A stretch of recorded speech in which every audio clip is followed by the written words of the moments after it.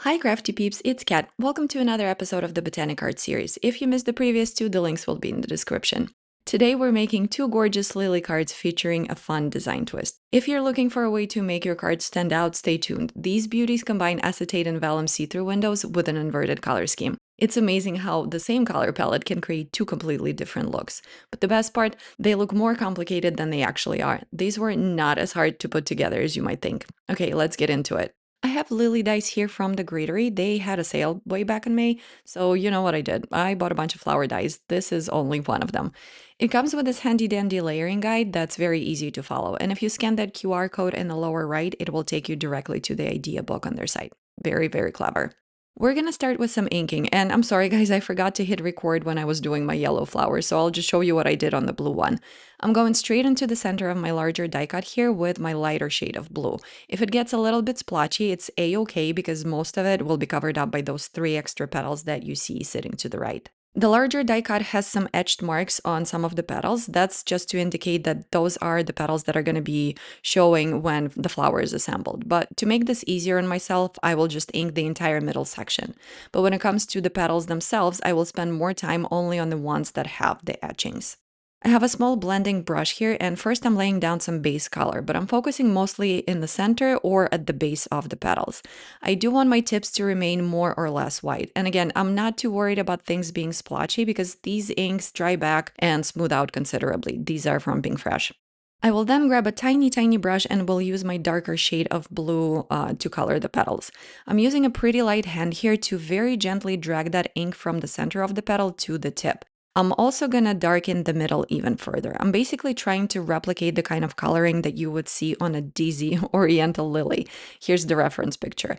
Not sure why the lily is called dizzy. Maybe it's because of the striking coloring. I don't know. But all I know is that it's gorgeous and I want one like that on my card. Funnily enough, there are actually no true blue lilies in the real world. Lily plants genetically lack the pigment required to produce a blue color, and actually only about 10% or less of all flowers are true blue. From what I've read, it has something to do with how much energy is required to produce that blue pigment, because apparently it's a very energetically expensive and complex process. And that's your piece of random flower trivia for the day. Getting back to our petals here, I'm concentrating my darker shade mostly in between those etched lines on the petals to try and replicate that dizzy lily look. They line up pretty much perfectly with the center of the petals, so that makes it quite easy for me. The 3 petals that I skipped on the largest die cut will all be covered up. I colored the stamens with the same darker shade, and then I will bring in an even darker shade of blue because I want them to be much darker than the center of the flower so that they stand out a bit more. The smaller lily I will ink in a similar fashion. I'll start out with my lightest shade first and will ink the middle and the base of all of my petals. And the same thing for the stamens and that little bud that you see on the very right. I just want to get the base and leave the tip white. For the yellow lily, I actually ended up using 4 shades of yellow in total. Right now I'm going in with the second lightest shade and repeating the process. Yellow ink is lighter, so I felt like I needed more of it to get proper contrast. You don't have to use this many inks. I personally just find it easier to get a more even blend when I use multiple shades. Then with my medium shade of yellow, I did the same thing, darkening the middle first and then dragging the ink out from the center to the tips with a tiny brush. These ones are from Amazon and they were pretty inexpensive compared to other brushes, but they work really well. Then with the darkest shade of yellow that I had, I went over the stamens, but spoiler alert, I'm gonna end up making them even darker in a little bit. There just wasn't enough contrast for me against the center of the flower. Next, I'm gonna do the leaves. Lately, I've been really liking a combination of Concord and Ninth Basil and Pink Fresh Evergreen inks. I think it's just perfect together. But use what you already have. All you really need is just to create some color variation. You could even use one ink for this. Just go much heavier in some areas and lighter in others.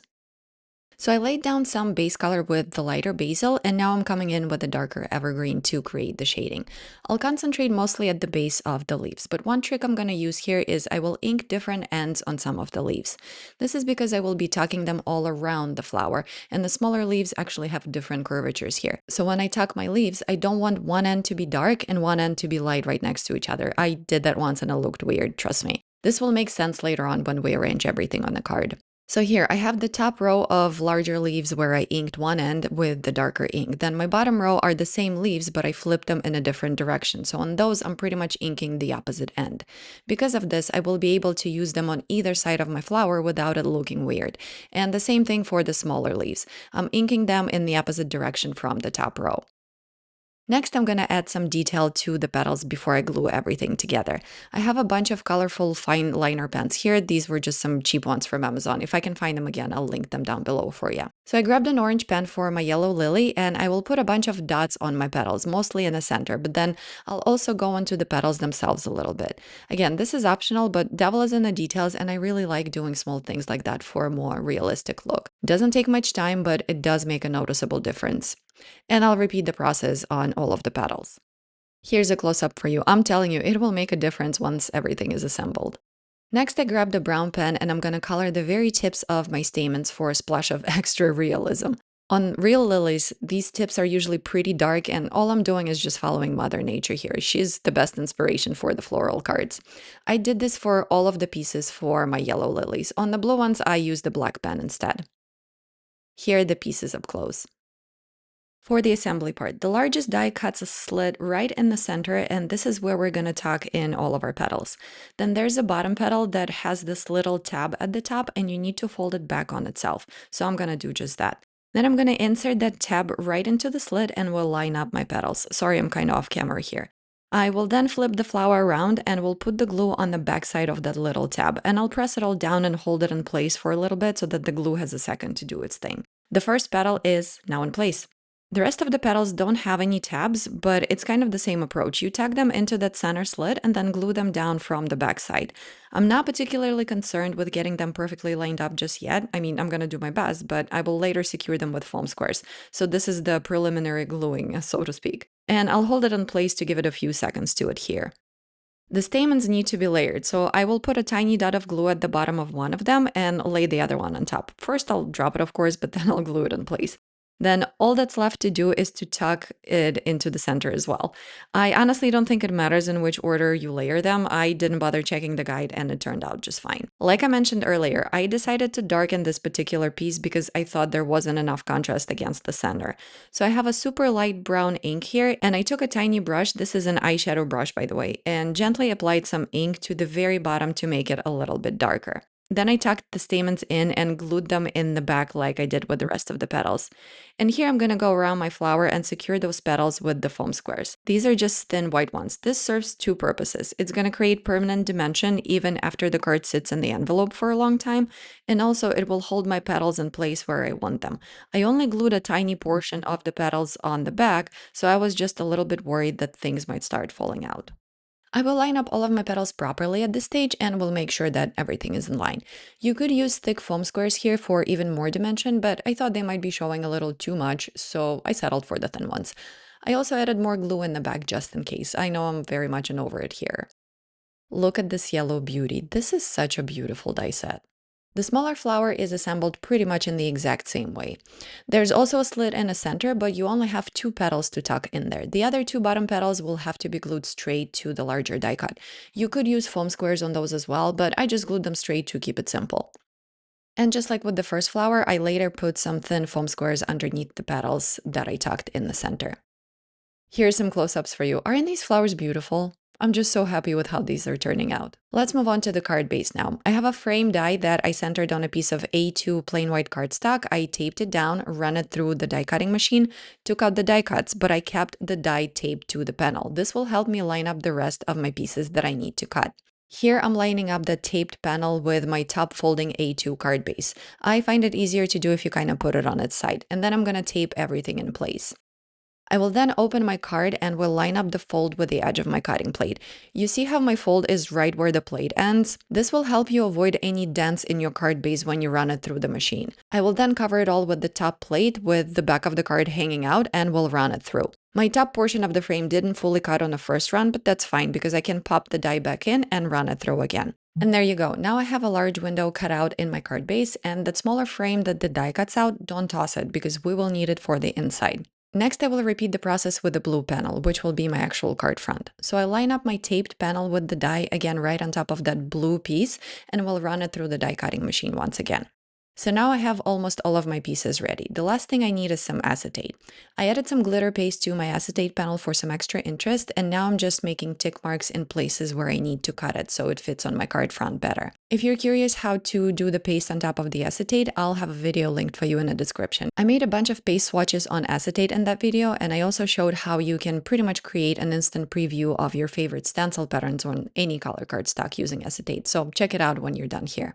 Once I have all of my elements, I'm going to take my white card base and glue the acetate to the front of it. You can use liquid glue here, just keep in mind that you will need to give it time to dry. I opted for some dry adhesive here. This is permanent adhesive from scrapbook.com, and it's really strong.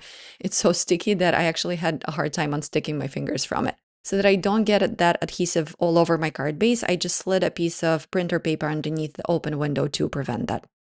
Then I will carefully lay my acetate on top of that adhesive and will press it all down. I like to cut my acetate smaller than the full panel because I absolutely detest having any corners stick out from the side, but do what makes sense to you. Next, I will glue my blue card front on top using liquid glue this time because I need that extra wiggle room to be able to move it around. Because I used that taped panel with the die in the beginning to cut both of my windows, they should line up pretty easily. So what I'm doing here is sandwiching my acetate between my card base and my card front. I would advise you not to skip this step because when you cut out a large piece like that out of your card base, it makes it kind of flimsy. So an additional layer is kind of needed to make it sturdy again. I just lined up my windows here and pressed everything down. I will then add the smaller frame that the die cut out to the inside of my larger window. If you want to keep the window as it is, then by all means you can skip this step. I thought the frame was super cute with that stitching detail, so I'm putting it to use. So I'll carefully pop that on the inside and we'll set something heavy and give the glue a minute to dry. Remember that glue dries more slowly on acetate, so if you're impatient, just use the dry adhesive like the tape runner that I used earlier. If you do glue the smaller frame in like I did, you will definitely need the second frame that you cut out directly out of your card base. You can see the adhesive from the inside because, well, it's transparent acetate. So to help me hide it, I will glue that white frame from the inside. Again, it should pop in very easily. One problem with the transparent cards is that if you write your personal message on the inside where the window is, it will be visible. So here I kind of debated for a sec if I should leave it as is or if I should glue in another panel to help hide things. In the end, I decided to hide it. Plus, the glitter on the acetate popped a little more on the blue background. So I cut a smaller panel. This is 5.5 by 3 3/4, and I'm scoring it at 1/2 inch mark on the longer side. I'm going to basically create another card base to go on the inside of my card. I reinforced that fold by folding it back and forth a couple of times and burnishing it down with my bone folder. Then I'll put the glue on the inside of that small fold and we'll line up the white panel to create a top folding card base. Guys, I'll be honest, I like to unnecessarily complicate my own life, so just because I'm doing it, you don't have to. If you don't mind your message showing from the inside, skip this. I'm just a horrible perfectionist and I like things to be done a certain way. I'm gonna glue that mini card base inside my larger card base, centering it the best I can. I need a sentiment, so that's what I'm gonna work on next while the card base dries. I'm using the scrap left over from the center of my frame when I cut that blue panel, and I'm gonna heat emboss the letters in gold. First, I'm gonna apply anti-static powder all over. My tool dispensed too much here, but it's actually better to have more than not enough. I inked my stamps with clear Versamark ink and I stamped it a couple of times to get a good impression. I wasn't sure which sentiment I wanted, so I picked a couple out of the set. I'll then sprinkle on my gold embossing powder and we'll get rid of the excess and any stray particles by gently tapping the back. Because I have a ton of that anti-static powder on my cardstock, this came out pretty clean actually. I didn't have to do any extra cleanup with the brush. I'll melt the powder with my heat gun off camera and we'll cut the sentiments with the coordinating dies. And by the way, to get rid of that anti-static powder once everything was melted, I just used a microfiber cloth to gently buff it all away. Now it's finally time to start assembling. I need some room behind my larger flower to tuck in the leaves, so I will use a thick black foam square to pop it up. And I'll line it up at an angle so that one petal almost touches the bottom and another touches the left-hand side. I won't be tucking much behind the smaller lily, so that one I just glued on straight to the base. Here I'm not gluing anything just yet, I'm just figuring out the arrangement of where I want my leaves, and when I have that sorted, only then will I glue everything down. You will see all of the parts from the inside since acetate is transparent, but don't worry, there is a way to cover it up and we'll get to it in just a sec. I'm gonna cut some of the leaves to make them fit better behind the flower. Don't be afraid to give your die cuts a little haircut every now and then to make it work. While I'm arranging everything, let's talk about the inverted color scheme. This card that you're seeing is yellow flowers on blue, and if you remember, I also created a blue lily, and that one I'm going to put on yellow background. So it's going to be pretty much a negative, so to speak, of my first card. I plan on giving these two cards as a gift, so I think keeping the palette the same makes it look very cohesive, but inverting the colors definitely adds interest. If you don't want your set of cards to look like a straight up copy-paste of the design, this is a great way to switch things up. Interestingly enough, even though I picked analogous colors here, this card is not lacking in contrast. Analogous colors just means that these are the colors that are next to each other on a color wheel. They share a common base. For example, green comes from mixing blue and yellow. So this type of combo will always work nicely together. But adding contrast with analogous colors could be tricky if they're all at the same level of saturation. So here I created contrast by making my flower elements lighter than my background. On the second card, it will be the opposite, darker elements on a lighter background. Okay, so here I'm busting out a new toy. It's a Xyron sticker maker, and this was my first time using it. This contraption has an adhesive tape inside, and you slide your piece in between the tape and the top clear layer, and that adds adhesive to the back of your die cut. So I'll be honest here, this was probably a user error on my part, but this came out way messier than I anticipated. When I removed the sentiment from the tape, a bunch of adhesive ended up lifting with it and kind of curling all around the edges of the die cut. I'm guessing it's because I used the bone folder to press it all down. So I ended up spending probably good 5 minutes cleaning up all of the edges with my tweezers. I feel like using liquid glue here or tape adhesive would have probably been much faster, but I like trying new things, so it is what it is, I guess. My one note here is that next time I won't use a bone folder and we'll see where that gets me. After I was done cleaning up all the sticky mess, I put the sentiment right in the middle of my frame and I burnished it down from the inside to make sure all that adhesive grabs onto the acetate. I'm going over a plain white die cut for my sentiment with a bone folder from the back side. This will help smooth out the edges and it will make it look neater. I will use this piece on the inside of my card to hide the adhesive on that blue piece. For this one, I'm just using liquid glue on the front of the die cut because I need the time to move things around. I will then line this up from the inside with that sentiment that I have on the front of my window. Sorry, my head gets kind of in the way. I also cut two plain white pieces for my flowers and I will use them to cover that foam square I have on the larger lily and all the glue on my smaller flower. Same thing here. I put the glue on the front of the piece and I line it up with my flowers that are on the outside of my card. This is all just to make it look neater from the inside and hide all of that adhesive. Now let's look at the finished cards. I'm quite happy with how this one turned out. I feel like that acetate window is definitely a wow factor. And despite the card being somewhat involved, I don't think it was particularly difficult to put together. Let me know down below if you agree or disagree. For my inverted card, I used shimmer vellum instead of acetate, and I embossed that vellum with the embossing folder for the extra texture and interest. I also went for a much bolder sentiment here. On this card, I didn't bother covering up the flowers and the sentiment on the inside because vellum doesn't show as much as acetate, so I just glued in the white frame and left it at that. The adhesive on the sentiment didn't show all that much, so it didn't bother me and I kinda left it as is. Here are both of the cards side by side. Don't forget to like and subscribe and follow me on Instagram. Link will be in the description. And as always, do let me know in the comments which one you like better. Catch you guys in the next video.